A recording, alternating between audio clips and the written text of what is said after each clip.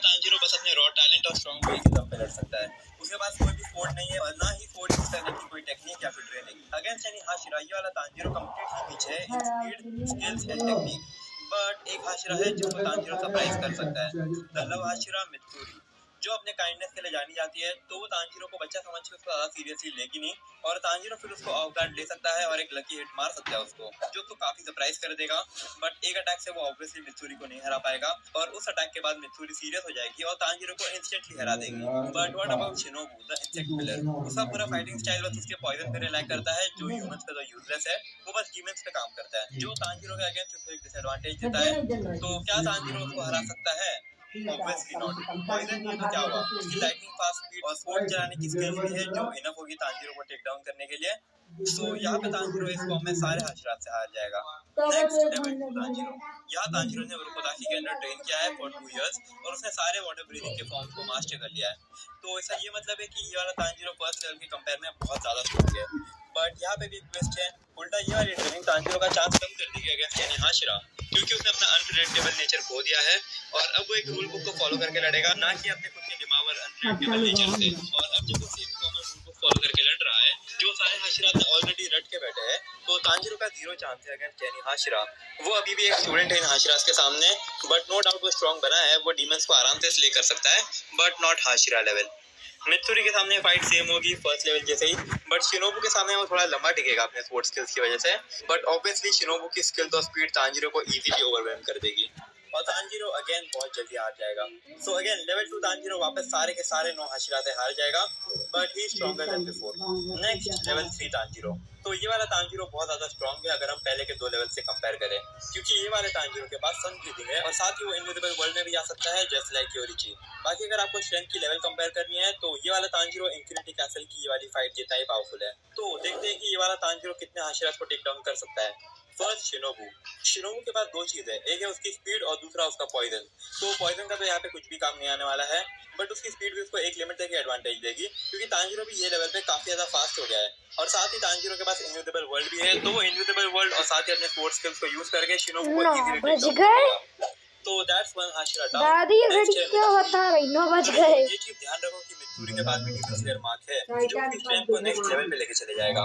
आपको तो पता है कि मित्सुरी कितनी ज्यादा स्ट्रांग है और यस मैं फिजिकल स्ट्रेंथ की बात कर रहा हूँ एंड मैं इसका एग्जांपल दे सकता हूँ, बट ज्यादा स्पॉइलर हो जाएगा तो ये वाला मार्क उसकी स्ट्रेंथ को और भी ज्यादा मल्टीप्लाई कर देगा, बहुत ज्यादा। एंड मित्सुरी की स्वॉर्ड एक वेब जैसी है जो उसको दूर डिस्टेंस से भी अटैक करने की कहां लेके आऊंगा और साथ ही फ्लेक्सिबिलिटी देती है।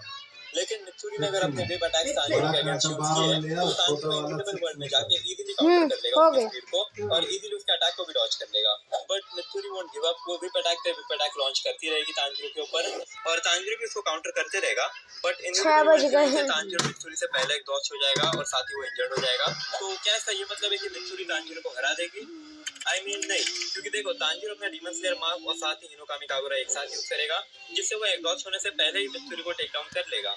तो that's 2 Hashira down and next है साउंड हाशिरा तेंजन ओकी। तेंजन पहले डिसएडवांटेज पे यहाँ पे, क्योंकि तेंजन के पास कोई भी डीमन स्लेयर मार्क नहीं है, बट तेंजन के पास है म्यूजिकल स्कोर, जिससे वो अपने अपोनेंट के अटैक को पहले ही प्रेडिक्ट कर सकता है, वही सेम जैसे उसने ग्युटारो के सामने किया था।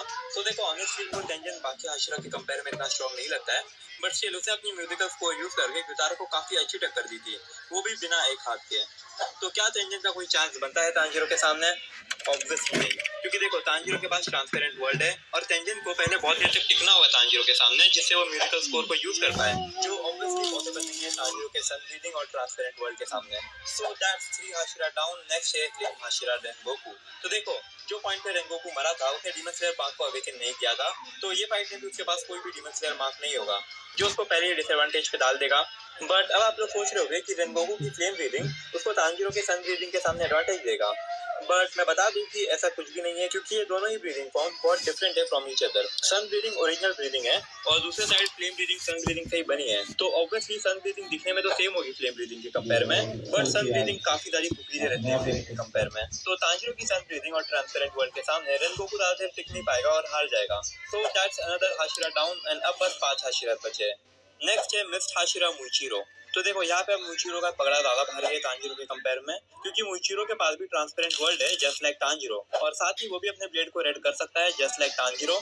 तो यहाँ पे मुइचिरो ऑलरेडी एडवांटेज पे है, बट उसको अब एक और एडवांटेज मिलेगा क्योंकि उसकी स्ट्रेंथ और एक्सपीरियंस दोनों ही काफी ज्यादा है तांजीरो के कंपेयर में।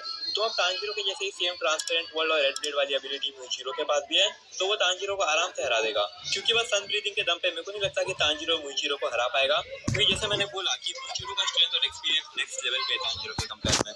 Next the serpent Hashira Obanai. तो मुइचिरो के जैसे ही ओबेनाई भी अपने ब्लेड को रेड में कन्वर्ट कर सकता है, और साथ ही वो ट्रांसपेरेंट वर्ल्ड में भी जा सकता है, जो ओबेनाई को वापस तांजीरो के सामने एडवांटेज पे ला देगा। प्लस ओबेनाई के पास इंसेन फिजिकल स्ट्रेंथ और स्पीड है, और साथ ही उसका एक्सपीरियंस भी तांजीरो से बहुत ज्यादा है। एंड साथ ही ओबेनाई की फाइटिंग स्टाइल बहुत ज्यादा यूनिक है, फाइटिंग स्टाइल से वो अपने ब्लेड को ट्विस्ट करके एक्सटेंड भी कर सकता है, जो काफी अनप्रेडिक्टेबल बन जाता है। यहाँ तक कि मुरान के लिए भी काफी ज्यादा कंफ्यूजिंग था इन द फाइनल बैटल। और साथ ही ओबेनाई का स्नेक काबामारू वो उसके साथ इतना अच्छा सिंक करता है कि ये दोनों एक डेडली पेयर बन जाते हैं। तो तांजीरो को अगेन कोई भी चांस नहीं है ओबेनाई के सामने। एंड अगर आपने मांगा पढ़ी है तो आपको पता है कि ओबेनाई आगे कितना ज्यादा स्ट्रॉन्ग बन जाता है, और तो ऑब्वियसली तांजीरो का कोई भी चांस नहीं है उसके सामने। So another defeat for Tanjiro. Next is the most awaited battle, यानी कि तांजीरो वर्सेस गियो द वाटर हाशिरा। तो देखो यहाँ पे सिंपल आंसर है कि तांजीरो ये बैटल जीत जाएगा। पर देखो गियो एक इनविजिबल वर्ल्ड में नहीं जा सकता है, और ना ही वो अपने ब्लेड को रेड कर सकता है। उसके पास बस ह्यूमन स्लेयर मार्क है, बट वो तो तांजीरो के पास भी है, तो उसके पास तांजीरो के ओवर कोई भी एडवांटेज नहीं है। एंड इंफिनिटी कैसल में भी आपने देखा होगा कि आगादा वाली बैटल में तांजीरो दादी कड़ी टक्कर दे रहा था आगादा को कंपेयर टू गियो, और तांजीरो के इनविजिबल वर्ल्ड और साथ ही सेल्फलेस स्टेट में जाने की वजह से ये लोग ने उसका हेड स्लाइस कर पाए थे, जो ऑब्वियसली गियो कभी नहीं कर पाता वहाँ पे। तो गियो के पास बस एक एडवांटेज है, वो है उसका एक्सपीरियंस, बट तांजीरो की स्ट्रेंथ और एबिलिटी के सामने गियो का जो एक्सपीरियंस है वो आराम से पीछे छूट जाएगा। तो ये विन है for Tanjiro, and that's another Hashira down. And अब बस दो हाशिरा बचे हैं जो कि स्ट्रॉन्गेस्ट हाशिरा है जनरेशन के। सो फर्स्ट है सानेमी द विंड हाशिरा। आपने एनिमे में देखा होगा कि गियो और सानेमी के पावर लेवल को हमेशा ही सेम बताया गया है, एंड जब भी ये दोनों बैटल करते हैं तो ये दोनों का जो पावर लेवल है वो हमेशा ही सेम बताया गया है, और साथ ही दोनों के पास मार्क भी है। तो अगर तांजीरो ने गियो को हरा दिया तो वो सानेमी को भी हरा ही देगा। प्लस सानेमी से उसका ऑलरेडी ग्रज है, तो वो वाला रेज उसको सानेमी के सामने पावर बूस्ट भी दे सकता है। एंड ऐसे ही सानेमी की लॉस से अनदर हाशिरा इज डाउन, और अभी बस एक ही बचा है which is the strongest Hashira, the stone Hashira गियो में। तो यहाँ सबको पता है कि गियो में सबसे स्ट्रॉन्गेस्ट हाशिरा है। गियो ने अपना डीमन स्लेयर मार्क अवेकन नहीं किया था, स्टिल वो काफी ज्यादा स्ट्रॉन्ग था, और वो सभी हाशिरा से स्ट्रॉन्ग था, और उसकी बस एक ही वीकनेस थी विच इज ब्लाइंडनेस, जो हट जाती है जब वो इनविजिबल वर्ल्ड में चले जाता है। और बिना ज्यादा स्पॉइलर दिए मैं आपको एक्सप्लेन करूंगा अब गियो में ही सबसे ज्यादा स्ट्रॉन्ग और इफेक्टिव था मुरान के सामने फाइनल बैटल में। अगर आप तांजीरो के प्लॉट आर्मर को साइड हटा दो तो, एंड अगर आपने मांगा पढ़ा है तो आप समझ सकते हैं मैं क्या बोल रहा हूँ, एंड अगर आपने नहीं पढ़ा है तो जस्ट ट्रस्ट मी, ये वाला तांजीरो गियोमे के सामने नहीं टिकने वाला है। ऊपर से गियोमे का जो वेपन का मटेरियल है वो बहुत ज्यादा स्ट्रॉन्ग है, जो स्पेसिफिकली गियोमे के लिए ही बनाया गया था। तो अब आप समझ सकते हो कि गियोमे कितना ओवर पावर्ड है, और तांजीरो का कोई चांस ही नहीं टिकता उसके सामने। सो यहाँ पे तांजीरो ने 6 हाशिरा को हरा दिया है, और 3 हाशिरा से वो हार गया है। But finally level 4 Tanjiro. And ये वाला लेवल रिवील करने से पहले मैं आपको एक स्पॉइलर अलर्ट दे देता हूँ। तो अगर आपने मांगा नहीं पढ़ी है, या फिर आपको अगर ये वाला स्पॉइलर नहीं है, तो you can leave the video. 3, 2, 1। तो द फाइनल है डीमन किंग तांजीरो। ये वाला तांजीरो तो मुरान से भी ज्यादा स्ट्रॉन्ग है, और जो मुरान की एक वीकनेस थी सन की वो भी इसके पास नहीं है।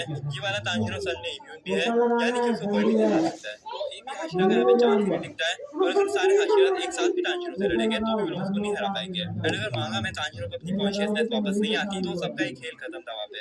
वेल, कैसी लगी वीडियो कमेंट में बताना, बाकी लाइक एंड सब्सक्राइब कर लेना, एंड यस बाय।